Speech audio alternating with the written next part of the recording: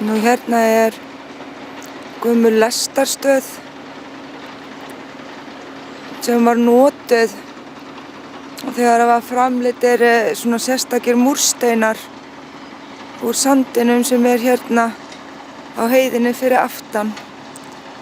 Nú kátri á þetta og hér búið að breyta þessu í sandverksmiðju.